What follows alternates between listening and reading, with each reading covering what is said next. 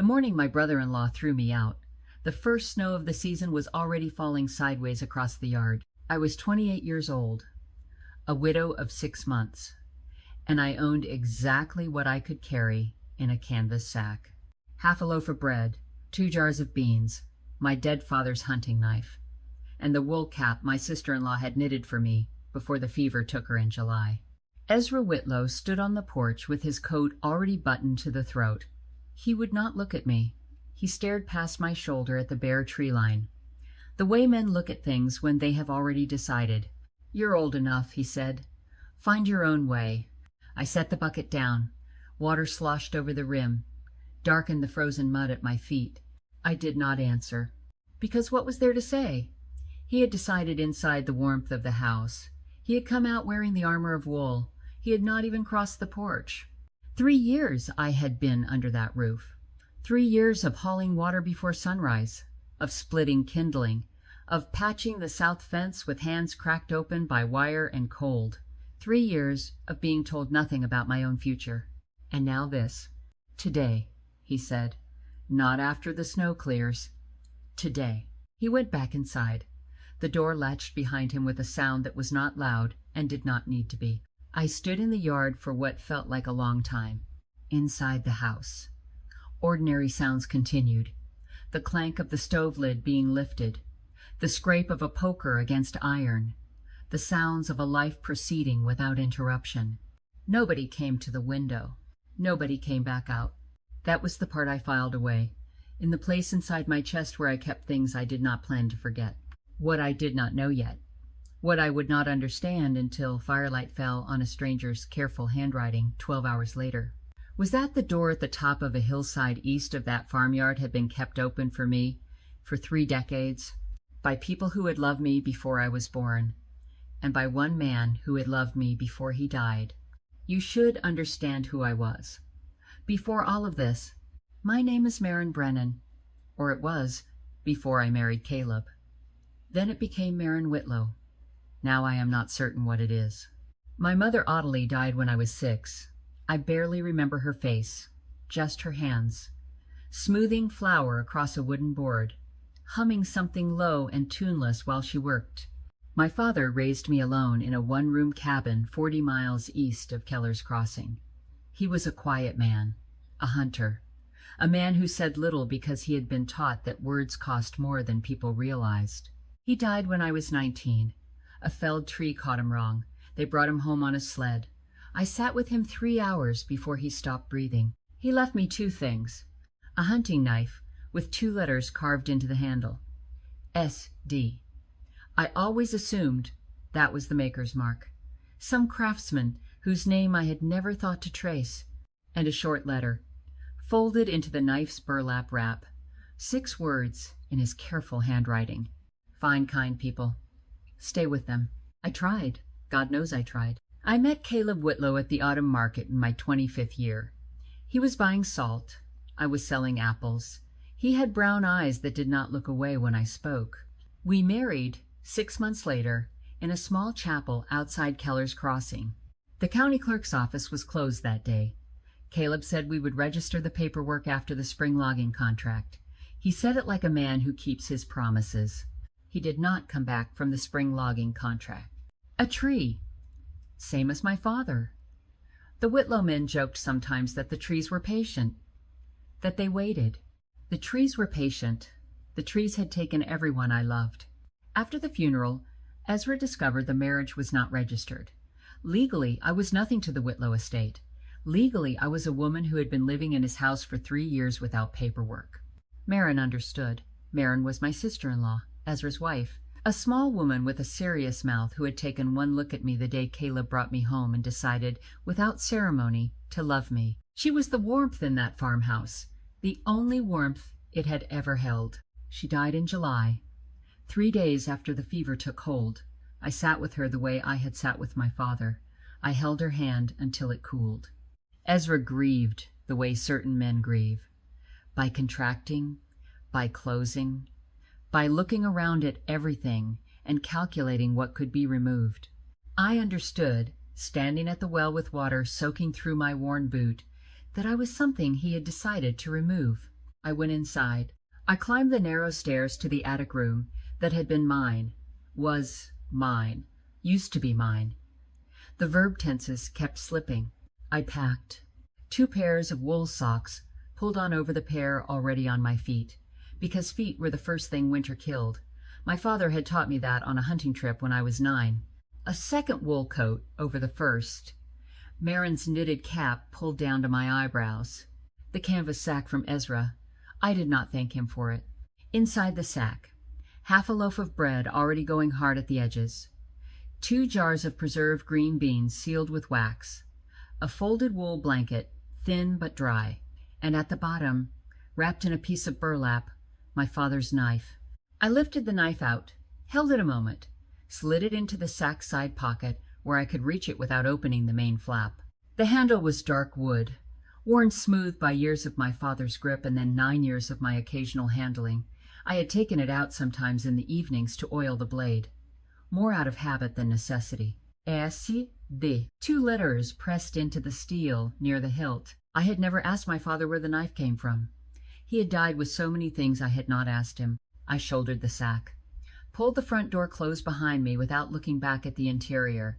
The town of Keller's Crossing sat 12 miles east, across ground that was passable in good weather, uncertain in bad.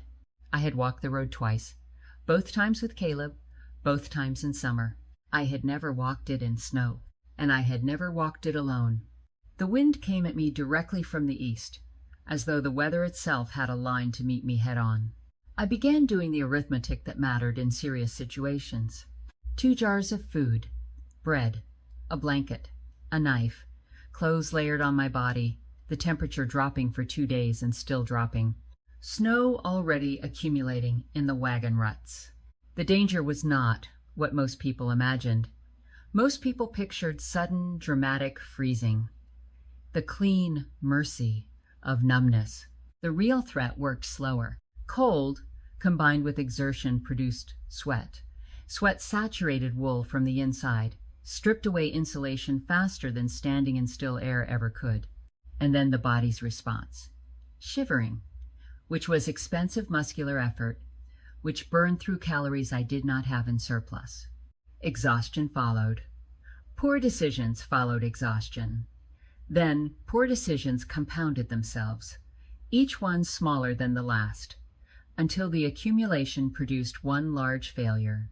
My father had told me this, crouched beside me at the edge of a clearing where a deer had bedded the night before.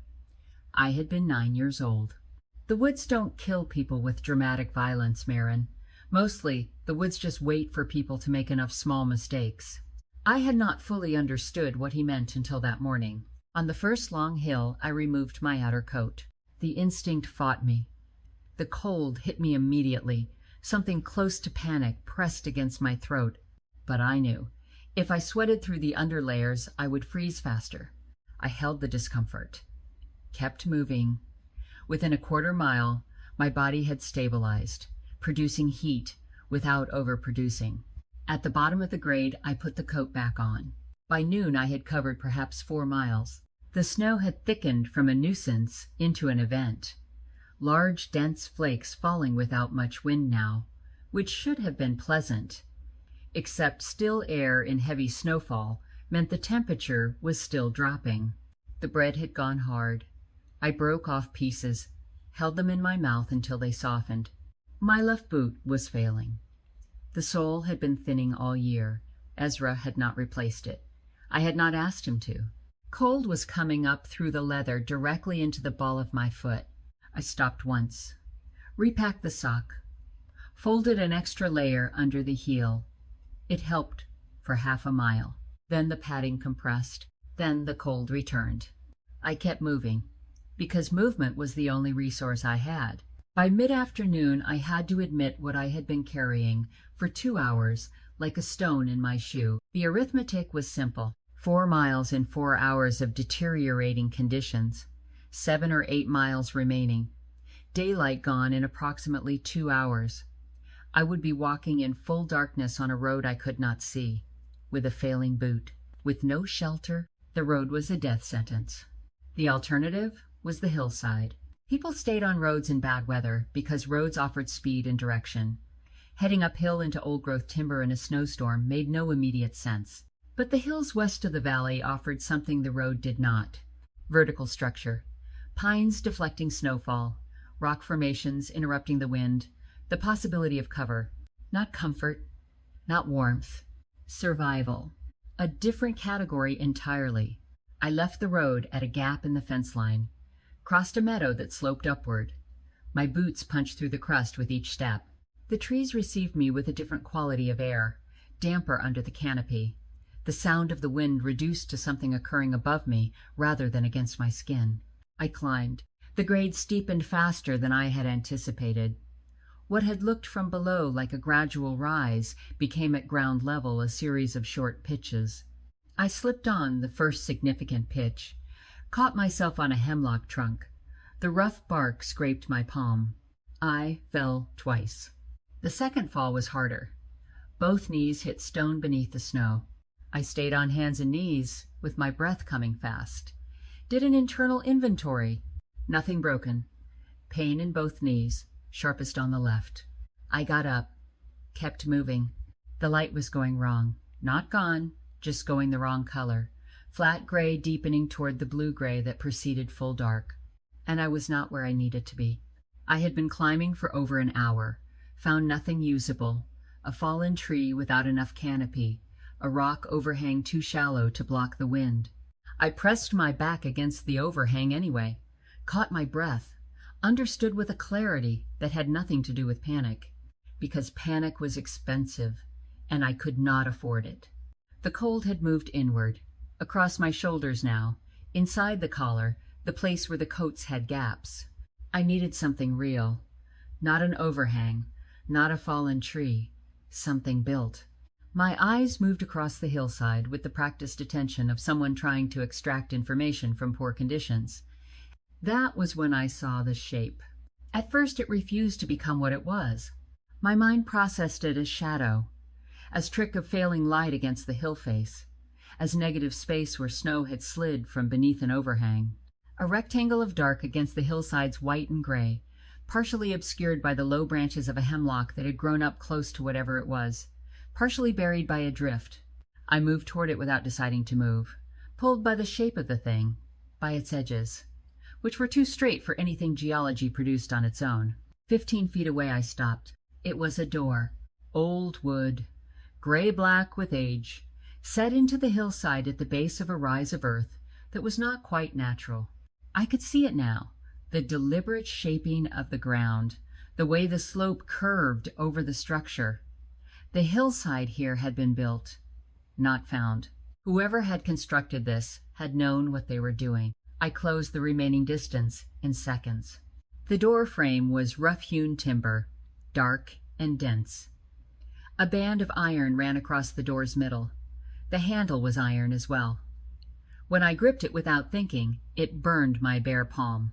I pulled back, pulled my coat sleeve down over my hand, tried again. The door did not move. I leaned my shoulder into it, pushed instead of pulled, felt the faintest give, not the door opening, the frame responding, wood that had swollen in the moisture. I stepped back, got my shoulder properly aligned, drove against it with my full weight.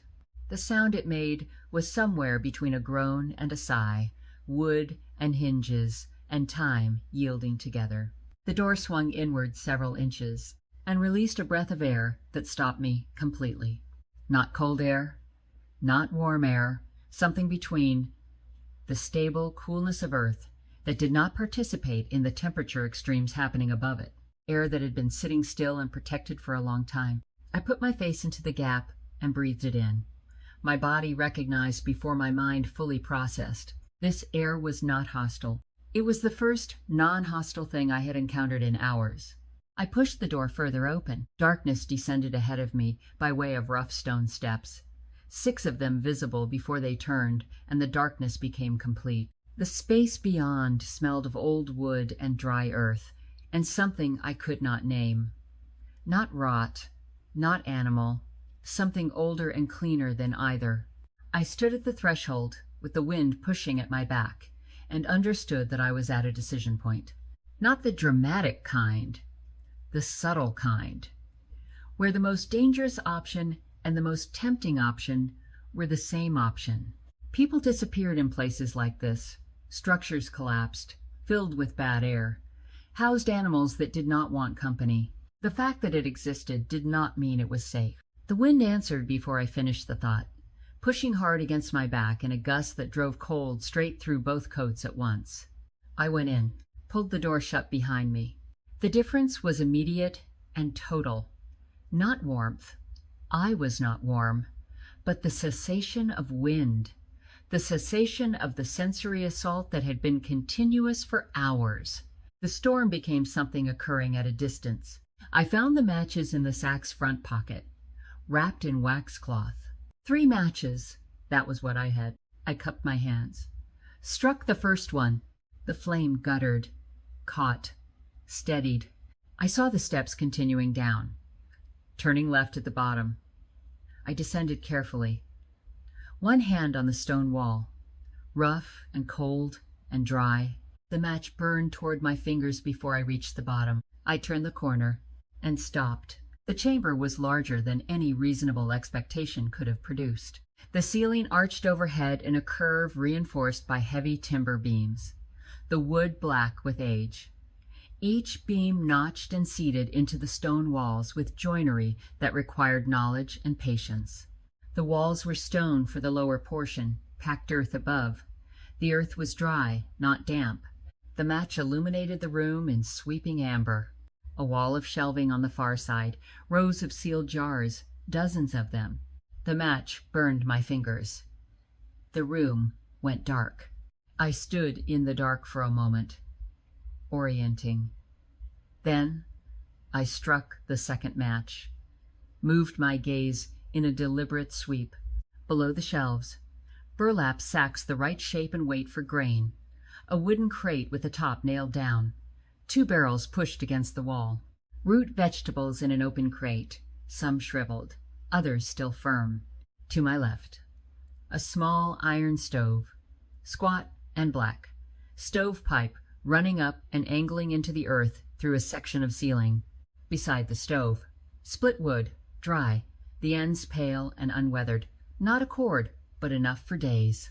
The match burned out. In the dark I found the stove by memory and touch, confirmed by feel that the pipe ran true, that the firebox was clean, dry ash. The last fire built here had been built properly, banked, allowed to burn fully. Whoever had left this room had left it ready for someone to return to. Beside the wood stack, I found a tin box, opened it without light, confirmed by touch the slender shape of a fire starter, the loose feeling of tinder, folded paper. I used my third and last match. Birch bark tinder, still dry, old newspaper folded to quarter size, a piece of flint and steel bound with worn leather, every item positioned for rapid use. I sat cross-legged on the packed earth floor and built the fire with the disciplined patience of someone who understood that this was the most important thing happening in the world at this moment.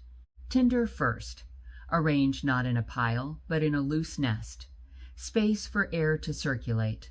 Folded newspaper below, not on top where it would smother. 3 pieces of the smallest diameter wood arranged at angles above the tinder. 1 larger piece across the back of the firebox, to serve as a base that would hold heat. I struck the flint and steel, sparks, more sparks. Then a spark caught the birch bark and held. I leaned in, blew the faintest possible breath across it, not extinguishing, feeding. The spark became a flame. I almost added more wood too soon. My hand was already moving toward the larger pieces when I caught myself. The instinct to accelerate when things were working, to push the success while it was happening. I kept my hand back. Let the small pieces establish. Let the heat build in the firebox rather than up the pipe. When the wood had been burning for several minutes, and the iron was beginning to tick with heat expansion, I added a medium piece, then another. Closed the stove door halfway to regulate the draw. Smoke rose through the pipe in the right direction. The draft was good. Someone had chosen this location and built this chimney with knowledge of how underground spaces handle combustion. The stove had been built by someone who had built it right. Warmth began entering the room, not rushing. Nothing in here worked at the pace of the world outside. The heat came slowly and evenly, radiating from the iron differently from the violent fluctuations I had been navigating for hours. I let the stove work, turned to the shelves. I went through the jars methodically, beginning at the left end of the upper shelf and working right. Many were intact, cold and firm, no sign of bulging or cloudiness, but not all. 3 jars I set aside immediately, lids with the subtle dome of fermentation, contents clouded wrong, the smell carrying the sharp wrongness of things that had turned. A 4th I held longer, decided probably was not good enough, added it to the discard row. When I finished, roughly 1/3 of the jars were either bad or questionable. The remaining 2/3 represented more food than I could have hoped to find. I opened a quart jar of preserved carrots.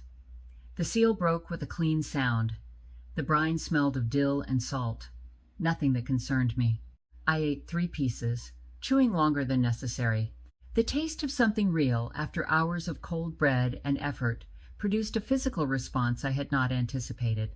Not tears exactly, something adjacent to them. A release of tension from muscles I had not known were braced.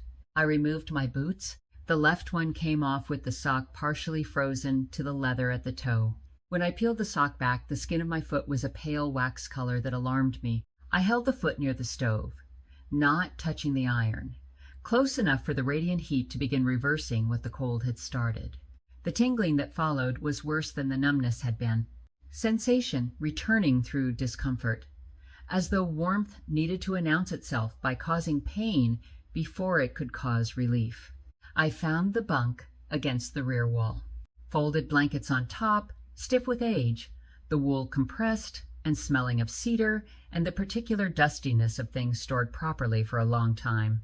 Not decayed, stored. I shook one out. The smell lightened. I wrapped it around my shoulders. But I did not lie down yet, because I needed to understand what this place was before I surrendered to the exhaustion that had been accumulating since I left the farmyard. The wooden box was on the lower shelf, pushed back toward the wall, wrapped in a piece of canvas tied with twine. I unwrapped it carefully. Inside the box, a ledger. The cover was simple board, dark from handling, the pages thick and slightly yellowed. I opened it to the first page and angled it toward the firelight coming through the stove's grate. The handwriting was precise and narrow, the letters slightly forward-leaning. The name at the top of the first page, Silas Donovan. The first entries were dated from a winter 13 years before. They were practical in a way I recognized immediately. The practicality of someone who took record-keeping seriously because records were not vanity but tools. Outside temperature in the morning, estimated by the feel of the air rather than a thermometer, wood remaining, noted by counting the split pieces in the stack. How much oil the lantern had consumed in a single evening. How long the potatoes in the sand crate had lasted before showing softness. I read these entries with the attention I might have given a textbook. Each piece of information was a data point about this room, about what it could provide, and for how long. Between the practical entries, brief explanations, plainly stated, built this shelter in the winter of 1873, when the cold came early and stayed too long. Ground holds temperature steady where air does not. Most people who die in winter die because they wait until the danger is already upon them to prepare against it. They are not lazy or foolish. They are people who trusted that things would remain as they had been. I read this twice. Silas Donovan had lived alone in these hills after the winter of 1873, when a diphtheria outbreak had moved through the valley, had taken his wife and both of his children in the span of 10 days. He had stayed in the valley for 3 years after that, going through the motions of a life that no longer had the center it had been organized around. Then he had stopped going through the motions, had moved up into the hills. He had built this shelter, not as a hiding place from people, but as an answer to a problem. The problem of how a person continued to exist in a world that had already demonstrated its capacity for total and sudden reversal. The shelter was preparation turned into architecture. I turned pages carefully. The entries continued through several winters, each one teaching something additional, how the earth walls managed moisture differently from wood, how the root vegetables stored in sand lasted longer than those stored in straw, how the stovepipe's angle affected the draw in different wind conditions.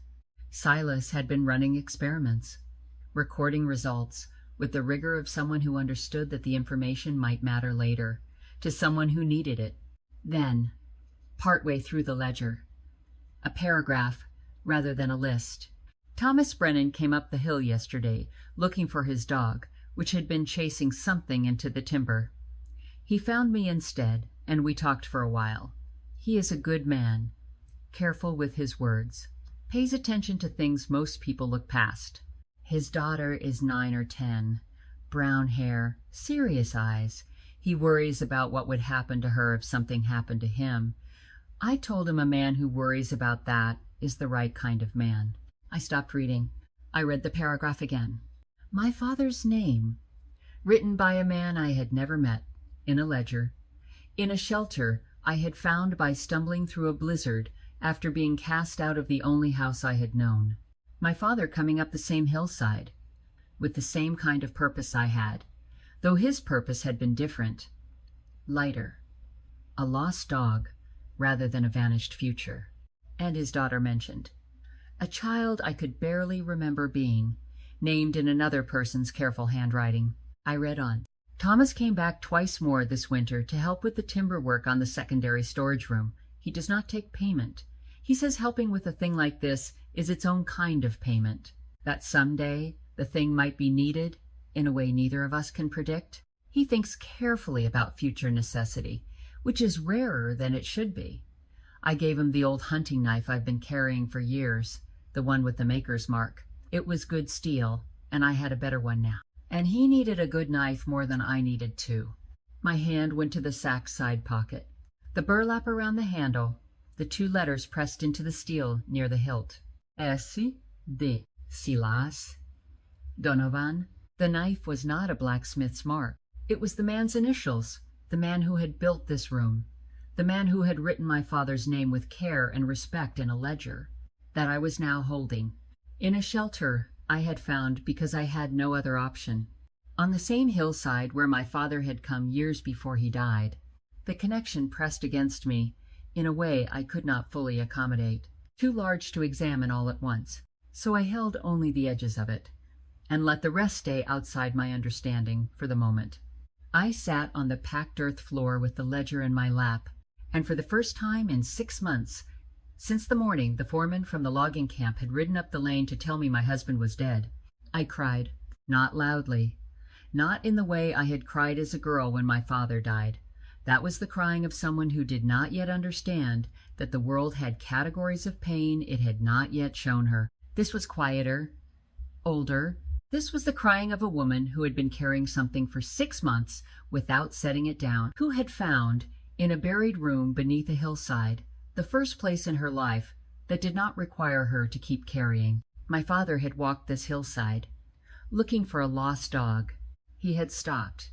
He had helped a grieving man build a chamber under the earth. He had carried the knife home, and eventually given it to me, without explaining where it came from. And now I was here, in the chamber my father had helped build, sitting beside the stove a stranger had constructed, eating from the jars a stranger had filled, wrapped in a blanket a stranger had folded and stored. The dead had been waiting for me. I did not know yet how long, or how many of them.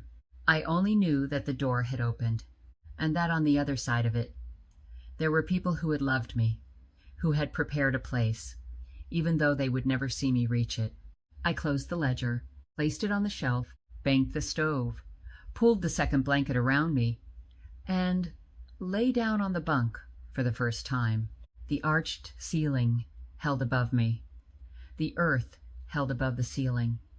The storm pressed at the surface and could not reach me. I slept. I woke twice in the night to feed the stove. The first time I moved without full consciousness. 3 pieces of mid-size wood, door closed to a narrow gap, draw checked by listening for the right sound. The second time I lay awake for a while afterward, because the realization had been waiting for me to be still enough to receive it. Caleb had known about this place. I did not have evidence yet, but I felt it the way a body feels a coming storm in the joints. Caleb's father had been named Henrik Whitlow. He had been a younger man in the years my father walked these hills. He would have been in the valley then, if my father had known Silas Donovan well enough to help build this room. Then Henrik Whitlow had probably known him too.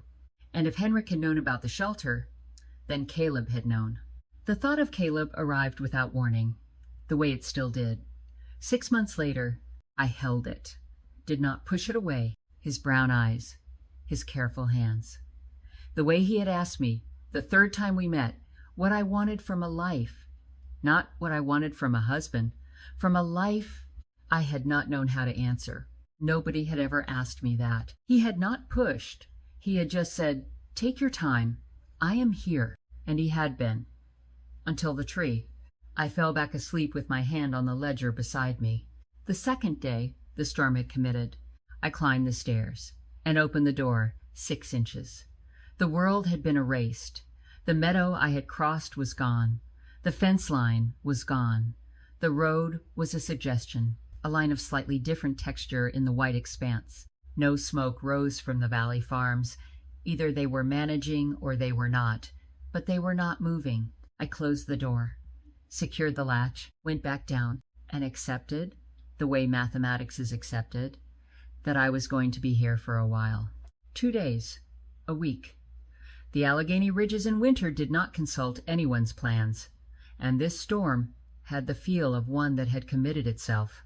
The decision had been made by the weather. I did not have to decide anything, except how to manage what I had. And managing resources was something I understood. I had been managing insufficient resources for 9 years, since my father had died and left me to figure out what to do with myself. I spent the morning taking proper inventory. 41 pieces of split hardwood after the night. 32 sound jars across both shelves. The compromised ones set in a separate corner where I would not reach for them by mistake. 2 barrels of water, one roughly 2/3 full, one closer to half. The barley sack was heavier than I had estimated. I pressed my fist into the grain, felt it give the way full sacks gave, revised upward. The potatoes in the sand crate were a mixed count, 16 firm enough to use without reservation, 9 that needed using quickly. 7 I set aside as losses. I noted the losses without sentiment. Enough for one person for 3 weeks, rationed carefully. I had already understood, lying awake through the previous night's final hours, that one person was not the permanent condition I was planning for, because the valley had not prepared. I had seen it in 3 years of watching from the Whitlow farmhouse window. The casual confidence of people who had managed every previous winter and therefore expected to manage this one. The Halloways with their exposed woodpile uncovered beside the barn. The Briggs property with its single storage, shed already close to full, but not insulated against extended cold. The whole valley assumed neighbors could reach neighbors, that the network of ordinary daily traffic would continue to function as it always had. I had thought all winter that the valley was not ready. I had thought it the way I thought many things, quietly, without saying them, because saying them to Ezra had not been a feature of the life I was living. The valley was not ready. The storm had arrived, and I was here in the one place on this hillside or in this valley that had been built for exactly this. I returned to the ledger, read it differently now, not as biography, as instruction. How long did the preserved carrots last before the seals became questionable? Silas had noted this, sealed properly and kept cool. 18 months before he would begin to watch them closely. Up to 2 years before he would not eat from a jar without checking the smell. I had opened a jar the previous night. A jar I estimated was 2 years old at most based on the final entry date. The seal had been good. The smell had been right. I filed this away as confirmation. How much wood did the stove consume in a full cold night? Between 8 and 12 pieces. Depending on outside temperature and how well the door was managed, I had used 7 pieces in the night, which fit the lower end of his range. This told me the stack would last 4 days if I was the only person using the stove and managed it carefully. 6 days if I was very careful and the temperature moderated. I did not think the temperature was going to moderate. I ate from one of the sound jars at midday. Green beans, eaten cold because warming them required a pot, and I had not located the single pot in the tool crate yet. In the afternoon, I tried the door again. The drift had grown. I packed it back down from the inside to keep the door functional. I was going to be here for a while. The thought produced, after the initial moment of confronting it, something I had not expected, not dread, a clarifying kind of stillness. I found the ledger entry that changed everything on the third day. I had been reading the practical entries that morning, section by section, looking for anything I might need to know about the stovepipe's behavior in heavy wind. I turned a page, and there it was, not at the top, not flagged, just sitting in the middle of a winter's worth of practical notes, the way a stone sits in a stream bed, waiting for someone to notice it. Caleb Whitlow came up to the cabin last autumn. Henrik's boy. I had not seen him since he was a child. He is a man now. Brown eyes that do not look away when he speaks. Careful hands. He came because his father had told him about this place years ago, and because he had married a woman named Marin, daughter of Thomas Brennan, the same Thomas who helped me build the second room nearly 20 years back. The world is small in the ways that matter most. I held the page open. I did not move. He told me his wife has been carrying a lot. Lost her father young, lost her mother younger. He said she does not speak about it, but he sees it. He said he wanted to bring her up here in the spring, so that she could see there is a place in the world that has been kept for her, so that she could know she is part of a longer story than the one she has lived in alone. The handwriting blurred. I closed my eyes, opened them. I told him that if anything ever prevented him from making that trip, I would leave the ledger where she could find it. A woman who has lost as much as Marin has lost deserves to find something that has been waiting for her. He thanked me. We sat at the stove for a long time without speaking. He left at dawn. Caleb had been here. Caleb had sat where I was sitting. Caleb had told a near stranger about my mother, about my father, about the parts of me I had not given him words for, because he had seen them anyway, because he had been paying attention even when I did not know he was paying attention. He had been planning to bring me here in the spring. In the spring, he had died. And Silas Donovan, an old man with a bad leg who I had never met, an old man who had buried his own wife and children half a lifetime ago, had heard the story of a woman he had never seen, and had decided to leave a door open for her, just in case. The door I had stumbled through 2 nights ago, half frozen, out of options. I sat with the ledger in my lap, the stove ticking softly across the room, the earth holding above me, and I understood, in a way I had not understood before, that grief was not a thing that ended.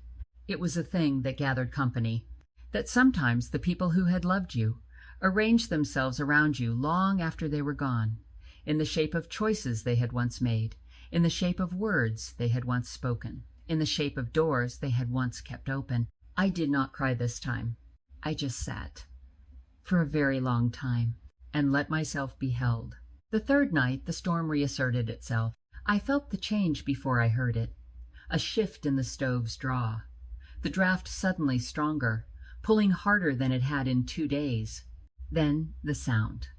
Not the steady pressure I had been sleeping through, but surges, intervals of quieter pressure, followed by impacts I could feel transmitted through the earth itself. Then the smoke came, not rushing, arriving gradually, incrementally enough that my mind kept revising the threshold of concern upward.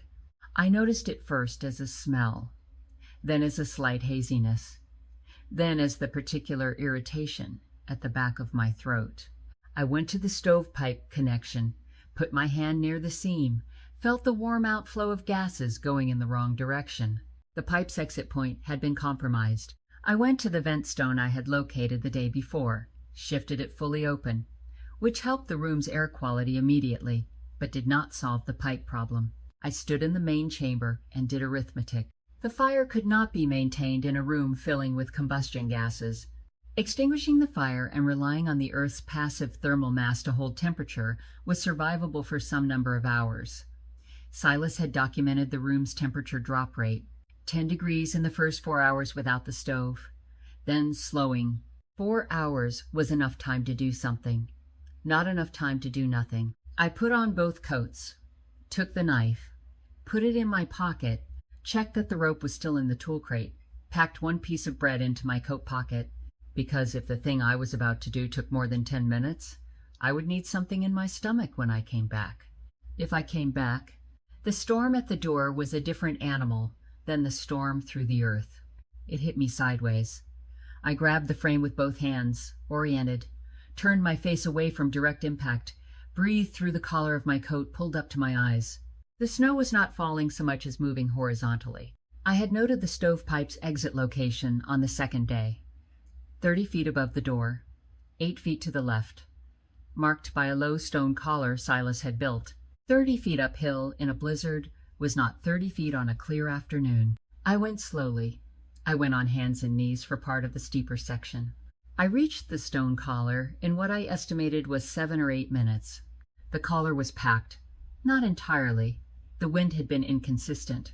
One side drifted, the other relatively clear. I dug it out with a folding ruler from the tool crate, which was the right length and rigidity for the work. My hands had gone past cold into a specific numbness that was its own warning. I tested the pipe with my palm, felt the faint warmth of outflow returning. Not the full draw, but the direction was right again. I descended faster than I had ascended. Hit the door, got inside, pulled it shut behind me, stood in the stairwell with the storm on one side and the chamber on the other. Allowed myself 30 seconds of simply being out of the wind. Then I went down, rebuilt the fire from the banked coal, sat back on the floor with my hands extended toward the heat, let sensation return through the root of discomfort, announcing warmth. Later, when my breathing had evened, I wrote in the back of the ledger. Preparation is only useful if you pay attention while conditions are good, because conditions will not stay good long enough to gather the information you need once they turn. The handwriting was mine, angular, less precise than Silas's, but the words went down and stayed. I had not been alone tonight. That was the strangest part. I had gone out and faced the storm and come back, and in the chamber, somehow, my father had been there, Caleb had been there, Silas had been there. The dead did not save me from the cold, but they had built the place where the cold could not finish what it had started. The fourth day brought the knock. I was at the shelves rotating jar inventory when the sound arrived. Faint. The kind of sound that could be explained away as structural noise. Then again. 3 times. With the rhythm of intent. I went up the stairs and opened the door 3 inches. Wren Holloway was standing in the snow with her son Toby pressed against her side. Both of them were the color of people who had been outside too long. Wren was perhaps 10 years older than me, a widow, known in the valley for keeping her property in better order than her husband had, for being precise about debts and favors. Toby was 8. His cheeks were the bad red of prolonged cold, his coat too light. Wren's voice came out smaller than the woman I associated with the voice. We saw the smoke. We thought maybe hunters. I opened the door fully, stepped aside.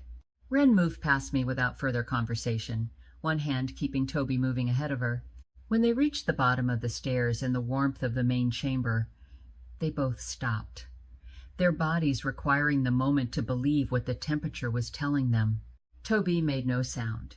He stood in the orange light of the stove, hands loose at his sides, face doing something complicated that an 8-year-old face should not have to do. I heated water in the single pot I had finally located, put dried sage in it, which was not tea, but was warm and had a smell that worked on the nervous system the way familiar smells worked when everything else was unfamiliar.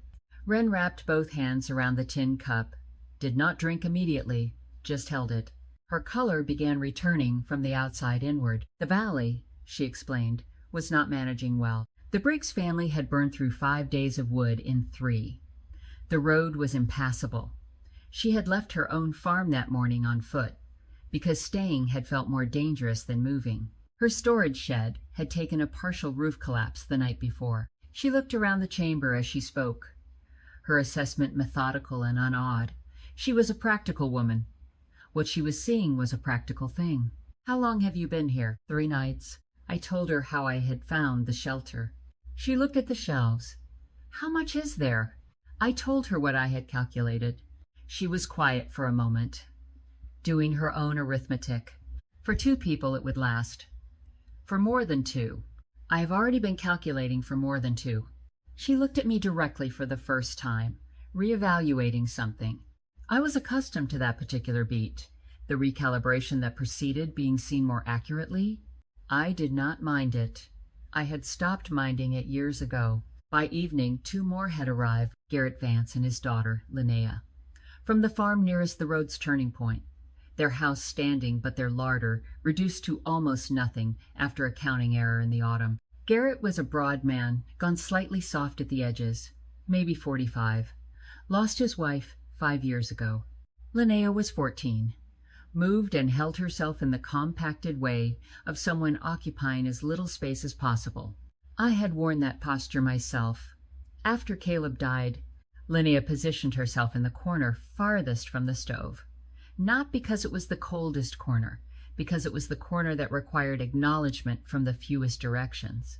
She accepted the food I brought her without making eye contact, stayed in that corner through the evening while conversations moved around her like water around a stone. I did not push. Some kinds of stillness do not respond well to invitation. Prudence Calder came on the morning of the 5th day. She came under her own power. Despite being somewhere in her mid-50s, despite having walked a considerable distance in conditions that had stopped most people from attempting movement, she was a big-framed woman, wide through the shoulders, the kind of physical presence that entered rooms decisively.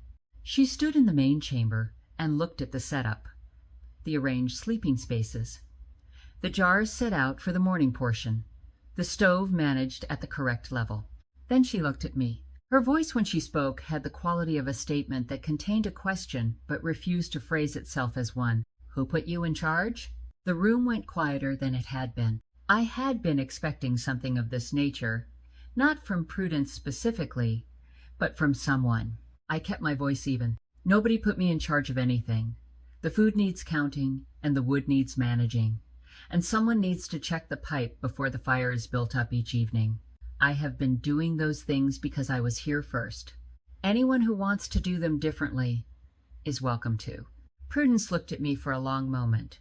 The look was a structural test, the kind of examination a person applied to a claim before deciding whether to trust its weight. Wren said.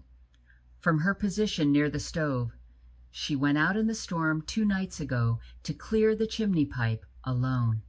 We would have been breathing smoke otherwise. Prudence absorbed this. She did not modify her expression, but something in the quality of her stillness shifted. She sat down on the far end of the bunk she had identified as hers, without asking whether it was available, which was its own form of establishing terms. She said nothing further on the subject of who had put me in charge, but the tension did not resolve. It relocated. It became the persistent friction of 2 people who understood the same kinds of things about managing resources, and were not yet certain they understood them the same way. The next morning, Prudence took the water distribution, without asking, simply picking up the ladle and beginning to allocate the morning portion. I watched this happen, did not object. The task was being done correctly. Giving Prudence a domain was a better outcome than contesting one. On the 7th night, the storm reached for us a second time. The smoke came back the same way it had before, gradual, then visible. Toby woke up coughing. Wren had him against her chest and was already moving toward the stairs. Prudence reached for the stove door to damp the fire. "Stop," I said, sharply enough that she did stop. "Damping it wrong traps gases in the firebox. It gets worse." Prudence's face did something then, a rapid recalculation, the face of a woman who was capable of being wrong and knew it.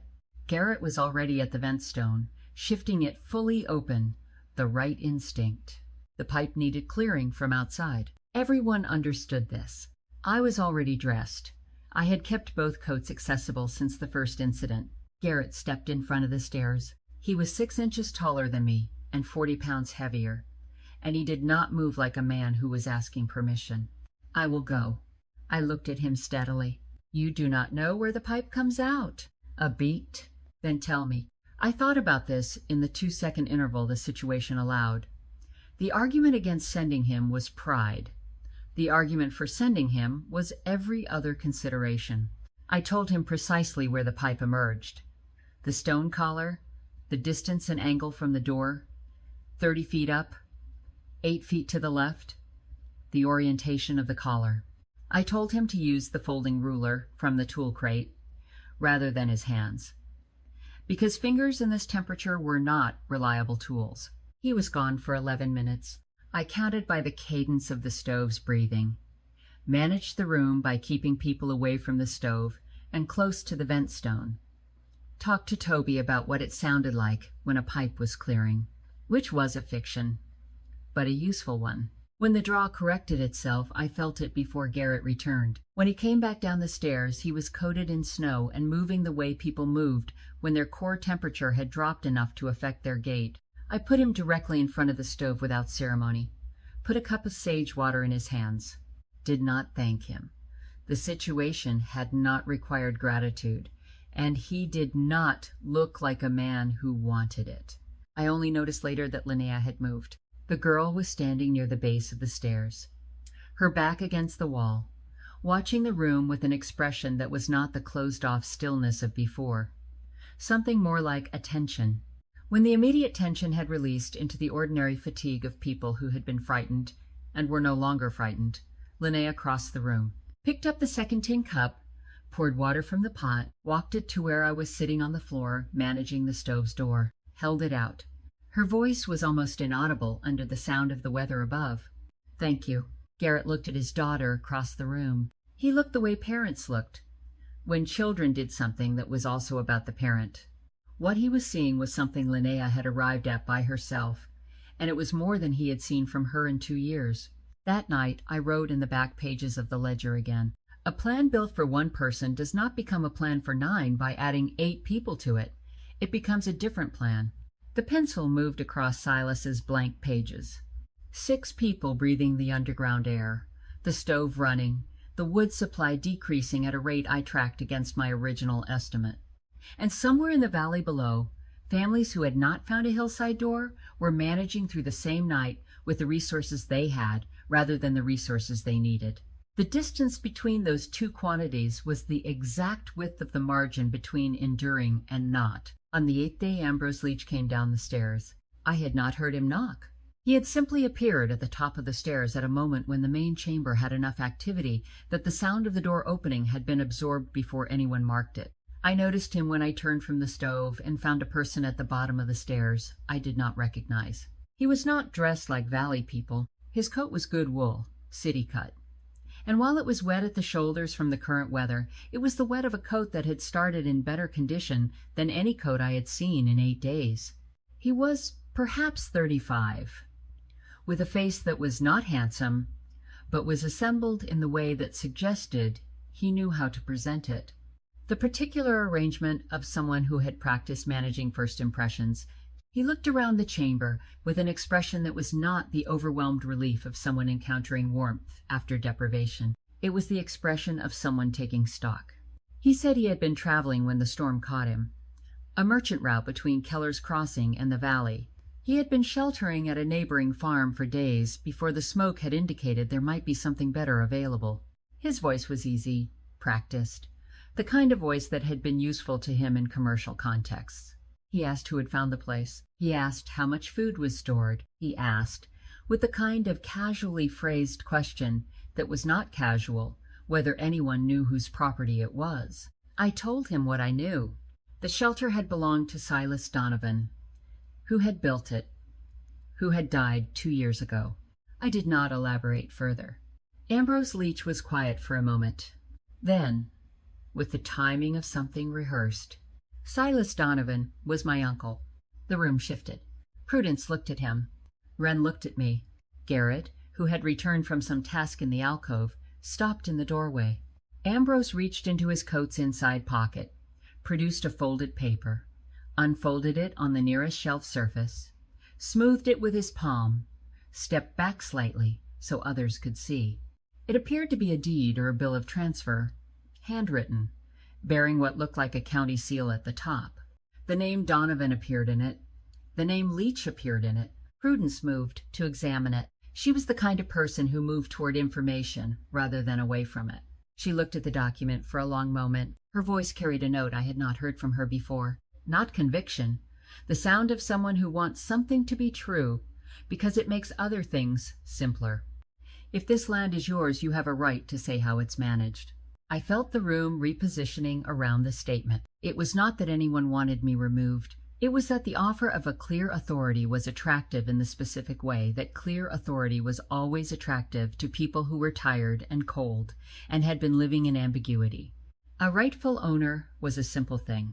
A 28-year-old widow who had found a door in a hillside was a complicated thing. I looked at Ambrose Leach. He met my eyes. I understood.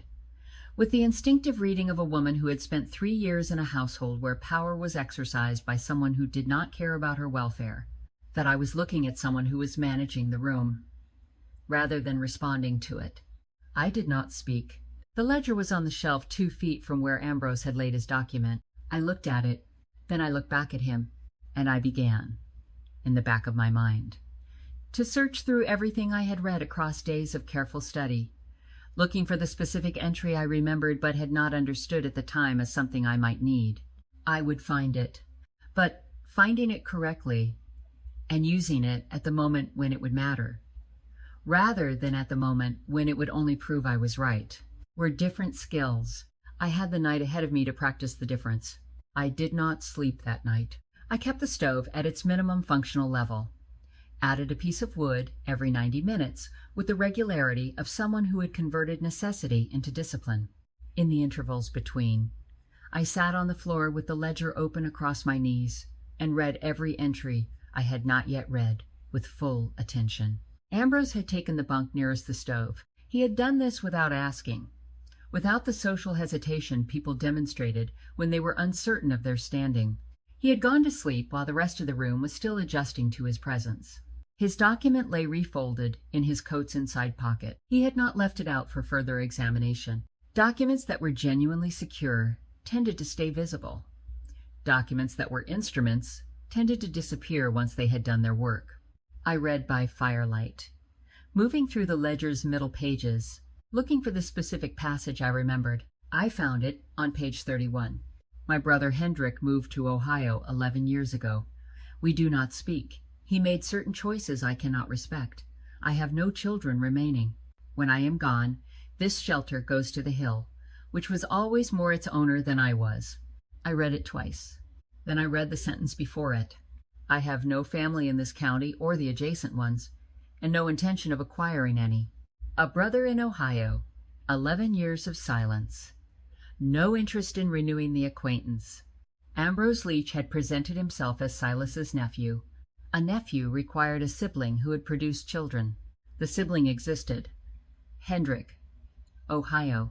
What the ledger made clear in Silas's characteristically precise language was that the estrangement was not casual or circumstantial. It was principled, and that Silas had no knowledge of or contact with anyone from that branch of family. This did not prove that Ambrose was lying. A nephew could exist without Silas knowing him, but it produced a specific problem with Ambrose's account. A man who wrote with Silas's precision would have noted a nephew if a nephew had ever visited or corresponded, because Silas noted everything that was relevant to his understanding of his circumstances. The absence of any mention of a nephew, combined with the explicit statement about having no family in the county or adjacent ones, combined with the 11-year estrangement from the only sibling named, produced a gap between what Ambrose claimed and what the evidence supported that was too wide to cross, without more than a document. I also thought about the document itself. The county seal had looked right at a distance. It had looked less right when I had examined it briefly, before Ambrose refolded it. The seal's impression had the right shape, but the ink distribution had the quality of something stamped onto paper that had been dampened first. I was not a clerk. I was not certain. But I had spent 3 years watching Ezra Whitlow manage his farm's paperwork, with the casual inattention of a man who found it tedious. And in doing so, I had handled enough actual county documents to have an impression of what they looked like. That was more than superficial. I closed the ledger, sat with my hands flat on its cover, and thought about timing. The information I had was useful only at the right moment. Presenting it immediately in the middle of the night would wake people from sleep, require them to process a conflict before they had the reserves to process it well. Presenting it in the morning, when everyone was present and alert, and had eaten and had the daily clarity that food produced, was a different kind of moment. I waited. Ambrose woke early. I watched him come alert without the gradual surfacing that most people showed. He went from still to observant in a single transition. He looked at the room in one sweep before doing anything else, and when his eyes reached me, sitting on the floor with the ledger, he held on me a fraction of a second longer than the sweep required. He began redistributing the morning's food portion before Prudence had picked up the ladle. He did it smoothly, with the confident ease of someone exercising a right that had already been established, rather than a right that was still under discussion. He gave himself a larger portion than he gave anyone else. Not dramatically larger, carefully larger, calibrated to be noticed only by someone watching for it. He gave Prudence a portion slightly larger than mine. The action of someone who understood that secondary authorities were most useful when they believed their interests were being attended to. Prudence accepted her portion without comment. Wren looked at hers, looked at me, without speaking. Garrett took what he was given with the expression of a man who was watching something he had not yet fully named. I stood up, carried the ledger to the shelf where Ambrose had rested his document the previous evening, set it down flat, opened it to page 31, stepped back. I kept my voice even. There is a passage in here that is relevant to what you told us last night. The room came to attention. Ambrose looked at the open ledger with an expression that did not change as rapidly as it should have. A person encountering unexpected documentary evidence typically showed surprise or interest or the anxiety of someone whose claim was being tested. What Ambrose showed, very briefly, was the stillness of someone who had encountered an obstacle they were calculating how to move around. Garrett crossed to the ledger. He read the passage. He read it twice, the way I had. Then he read the sentence before it, and then he stood back and looked at Ambrose with an expression that was quieter and more serious than anger. Ambrose's response came with the practiced ease of a man who had prepared contingencies. Silas and my father hadn't spoken in years. It doesn't surprise me that he didn't write about our side of the family. People write about what's in front of them, not about what they've closed off. It was not a bad answer. It contained enough truth to be difficult to dismiss outright. Prudence was looking at the document Ambrose had now produced again from his coat pocket, smoothed on the shelf surface. She was looking at it with the closer attention that daylight and a specific concern made possible. Her finger traced the seal's impression. Without touching it, her voice came out slower than usual. The date on this transfer is from 6 years ago. Silas's last entry was 2 years ago. If your uncle had signed property to you 6 years ago, why was he still writing about it as his own in these pages? The room held the question, like a space that had been cleared, for something to fall into. Ambrose had an answer for this too, but it arrived a half-second later than his previous answers, and that half-second was audible, in the way pauses were audible when they were filled with construction, rather than recollection. He said something about legal transfer and practical occupation being different things, that his uncle had continued using the land while the legal interest had passed, that this was common enough in family arrangements. Garrett's voice was careful. A family arrangement between a man and a nephew he apparently didn't know well enough to mention in 12 years of journals. Something in Ambrose's performance shifted, not collapsed, recalibrated. The ease that he had maintained since arriving began showing its structure, the effort underneath it, becoming briefly visible. He was not a man who lost his composure in the way of people who had never had much practice maintaining it. He was a man whose composure was a tool, and the tool was being applied harder than it had been designed for. He looked around the room, at faces that were no longer arranged in his favor. Wren had moved closer to Toby. Linnea was watching from her position against the rear wall with the full attention she had been directing at the room since the previous night's crisis. Prudence's posture had shifted in the way bodies shifted when they were withdrawing from a position they had taken. What Ambrose did then was not what I had expected. He did not push harder. He sat down on the bunk he had claimed, put his elbows on his knees, and said, in a voice that was quieter than any voice he had used since arriving, "I need to stay until the road is passable. That's the truth of it. I needed to stay, and I needed a reason that would hold." The room absorbed this. It was a different kind of statement than anything that had preceded it, carrying the weight of something that had been stripped of its prepared surface and was showing the actual material beneath. I said what the situation made straightforwardly true. Nobody is being put out in this weather. That was never the question. You only needed to ask. Ambrose looked at me. His expression had the quality of someone who was being told something that was worse and better than what they had expected, simultaneously. Worse because the manipulation had been unnecessary. Better because the alternative to manipulation had been available all along. The document went back into his pocket. He did not produce it again. The storm broke on the 12th day. I knew it before opening the door because the stove's draw changed. The gust that had been creating pressure variations across the pipe for almost 2 weeks smoothed into a steady pull. The sound through the earth changed too, from something that pressed and released to something that moved continuously in a single direction. I climbed the stairs alone and opened the door. The world outside was white and still and bright in a way that required my eyes several seconds to adjust to.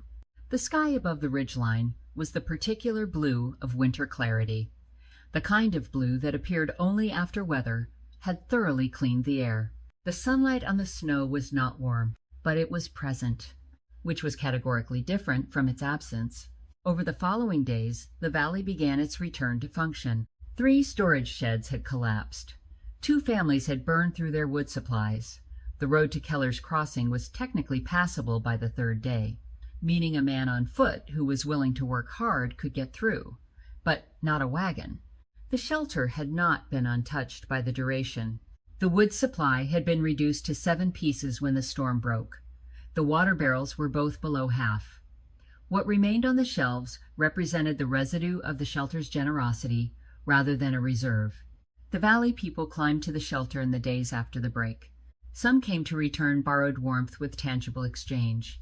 A family brought a quarter cord of split oak, another brought grain, another brought a large sealed tin of lard. But they also came to look. This was the visit beneath the practical visit.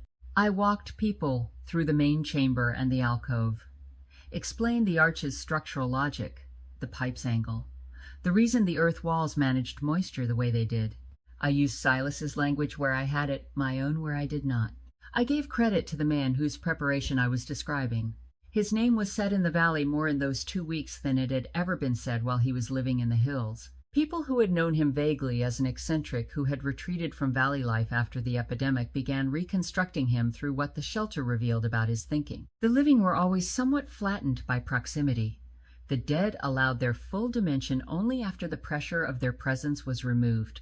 On the 5th day after the break, I was splitting wood outside the shelter's entrance when I heard footsteps on the path. The path was real now, beaten into the hillside surface by weeks of traffic. I heard the footsteps before I saw the person, continued, splitting through the recognition, because I knew the weight and gait behind them, and had been waiting for this particular arrival since the storm ended, because the man in question had nowhere else that was likely to have him. Ezra Whitlow was thinner, not dramatically, but the thinness of a man who had been eating less than his baseline for an extended period. The face slightly hollowed along the jaw, the coat hanging differently at the shoulders. He had not shaved in what looked like 10 days. He stopped on the path when I looked up. We were at a distance of approximately 20 feet, which was too far for nuance and too close for avoidance. He did not come closer. He held at 20 feet. His eyes went from my face to the shelter's entrance and back to my face. He said the only thing the situation allowed him to say, without it being something worse. The farmhouse roof. The main beam came down 2 weeks ago. I've been at the Briggs place, but they can't manage much more. I set the axe down, with its head in the dirt and its handle upright. I looked at him for a moment that was not long, but contained more than duration could account for. I was standing in the position he had occupied on the farmhouse porch, inside, looking out the doorway at his back, the cold between us, I bent, picked up the next piece of wood from the pile, set it on the block, split it with a single clean stroke. Then I set the axe handle against the shelter's doorframe, stepped to the side of the entrance, looked at him. I said nothing. The door stood open behind me. Ezra Whitlow walked the 20 feet slowly, went past me, down the stairs.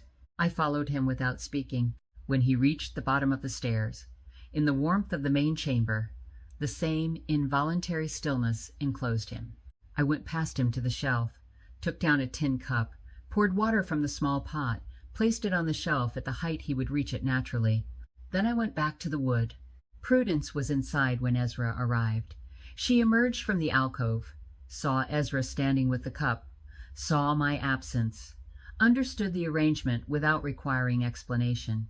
Ezra sat in the corner nearest the stairs for the rest of that day, said almost nothing. The people who came and went during those hours were people who knew who he was and what he had done.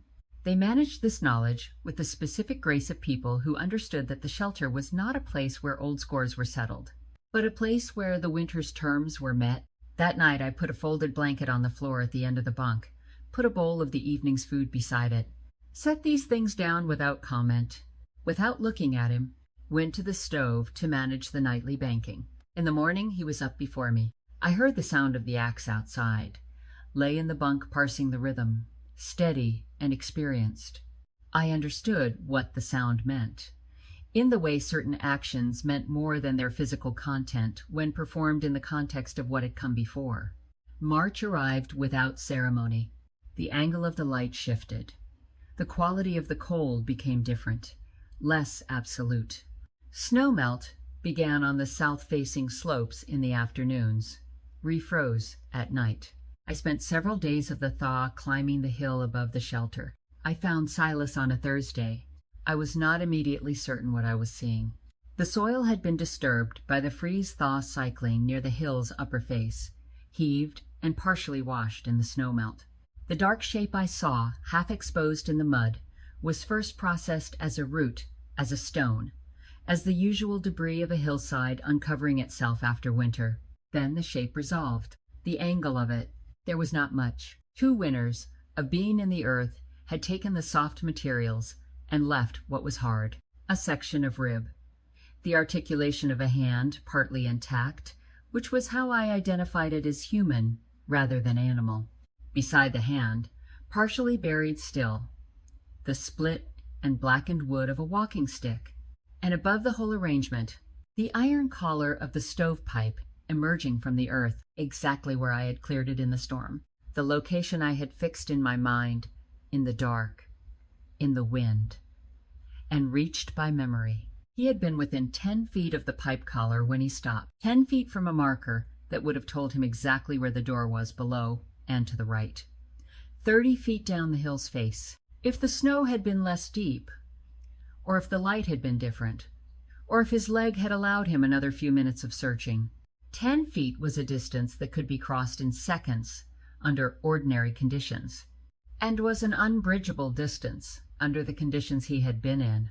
I sat on the wet ground near what remained of Silas Donovan. I did not cry. I did not pray. I was not certain what I believed about the utility of either. In the absence of certainty, I tended toward silence. I sat for a long time in the thin March sunlight, with the valley opening up below me.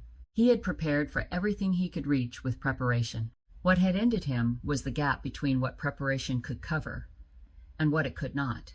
He had been walking back from doing the exact practical thing the shelter required, and the shelter had been here, and he had not been able to cross the remaining distance. The world did not arrange itself around preparation. However careful, it only sometimes rewarded it, and sometimes rewarded it by allowing someone else to benefit from it instead. Beside the remains, partly buried in the mud at his hip, a small wooden box. I dug it out with my fingers. The wood was darkened, cracked at the seams, but sealed in wax that had held against 2 winters of weather. I broke the wax with the knife with 2 letters carved in its handle. Inside the box, wrapped in oiled cloth, a folded paper, a will, handwritten, in Silas's careful, narrow script, signed by Silas Donovan. Witnessed and signed by Henrik Whitlow, Caleb's father. This shelter and the land surrounding it are to pass to the daughter of Thomas Brennan, Marin, if she finds her way to this place when she has need of it. Failing that, to any kind soul who finds it in an hour of necessity, the shelter is not property to be inherited. It is shelter. It belongs to whoever the weather sends. I read it 3 times. Then I read the second page. To Henrik Whitlow, I have told you this in person, but I write it here so there is no confusion.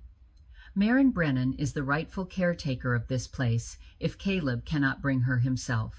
Tell your other son, Ezra. Tell him so there is no question, so that no one is put out into weather they did not deserve, so that the chain of kind people does not break at your house. The date. 6 months before Caleb died. Henrik had known. Henrik has seen it. Henrik had died the spring before Caleb. The whole valley remembered. And the whole Whitlow family had known. Ezra had known. That was why he had kept me working after Marin died. He had been waiting for me to leave on my own, so the land would default to the Whitlow line. When the storm came and I did not leave fast enough, he had sent me out into it, to finish what waiting had not finished. I sat with the will in my hand, the cold of the wet ground coming up through my coat, and I understood, slowly. In the way the worst things were always understood, in layers that arrived after the surface understanding was already in place. That my husband had spent the autumn before he died driving the long way home from the logging contract, some weekends, just to come up this hill, to check on Silas, to bring him salt, to bring him lamp oil. That my husband had loved me enough to plan, in advance, for the version of the future where he could not be there to hold my hand.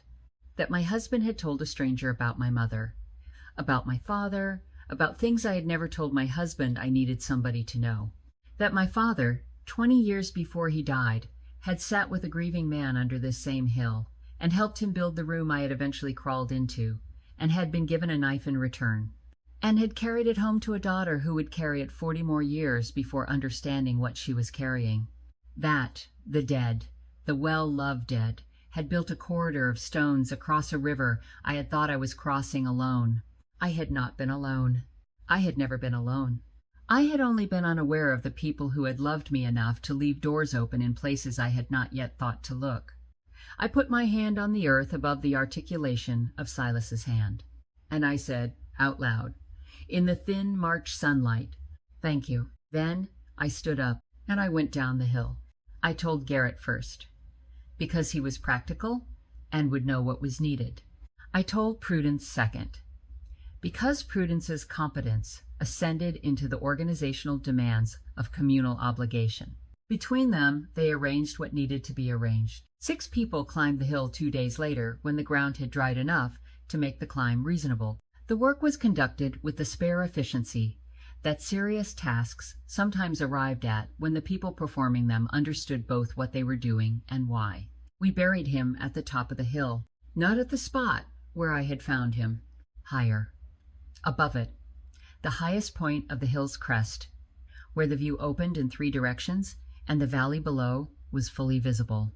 Garrett cut and fitted across from ashwood, the grain tight and even, the joints doweled rather than nailed, because dowel joints were stronger, and Silas Donovan had built for strength.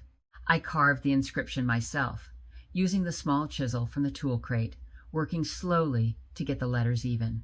His name, the year I could estimate from the ledger's earliest and latest dates, and 4 words that were not my words, but had become mine through the winter. He built for winter. Nobody spoke at length. There was nothing to say, that the cross did not say, and the hill did not say, and the shelter 30 feet below the crest did not say, in its own persistent, practical, ongoing language. We stood in the March sunlight for several minutes, 6 people who had survived a winter on the hill of a man they had known only through the evidence of his thinking. That evening I came down to the shelter alone, after the others had descended. Ezra was sitting in the corner by the stairs, the corner he had taken since arriving. I sat down across from him, set the wooden box on the floor between us, took out the will, unfolded it, set it where he could see it. Then I read the relevant passages aloud. When I finished, I did not say anything else. I let the document do its own talking. Ezra's face went through several stages quickly. Then it settled into something I had not seen on his face before. Not in 3 years. Shame. Not performed. Not the rhetorical shame people sometimes deployed to get out of accountability. The other kind. The kind that was an actual physical condition. He said, "After a long time, I knew. I waited. My father told us. Both of us. After Silas died, he showed us the will. Then he kept it in the lockbox in his room. After he died, I took it. I burned it." "You burned it." "I burned it. I thought there was no other copy. I thought without the paper, you would not know. The Whitlow estate would just absorb the land." "And Caleb." "Caleb did not know I burned it. Caleb thought it was still in our father's lockbox. He was going to bring you up here in the spring, to meet Silas, to show you the will. And then Caleb died. And then Caleb died." The silence after that had layers. I sat with it. "Marin would be sick to know what you did." His face moved. She was. "What?" She knew. She found out. 3 weeks before the fever. She had been going through the lockbox for the funeral papers, and she saw the ash. She made me tell her. She said if I did not make it right by you, she would never forgive me. She said it was the worst thing I had ever done. And then she died. And then she died. I looked at him for a long time. He was a small man in that moment, not in body. In the sum of his choices, I had decisions to make about him, about what justice for what he had done looked like. I had thought about this over the days since the storm broke, knowing he might come. I had thought I would feel triumph, or rage, or the cold satisfaction of being on the right side of a final reckoning. What I felt instead was something more like exhaustion. Because Ezra Whitlow had spent his whole life trying to remove things that scared him. Marin had loved him anyway, because Marin had seen something I had never quite seen, some smaller, frightened version of him that he kept hidden. I was not Marin. I did not have to love him. But I could refuse to become what he was. I could refuse to spend my life removing things. "You can stay in the valley," I said. "The farmhouse is yours. The trees are yours. The land in the valley is yours." He waited. "But you will not set foot on this hill again. Not for any reason. Not in any season. The hill is mine. The shelter is mine. And every autumn you will deliver 1/5 of your harvest to whoever in the valley needs it. I will keep the list." "All right. And if I ever hear from anyone that you were unkind to a woman in your house again, to anyone in your house, servant or wife or sister or stranger, I will use this will against you in the county court. And I will let them know about the original, the one you burned. And I will make it the public business of every neighbor you ever try to meet again. All right.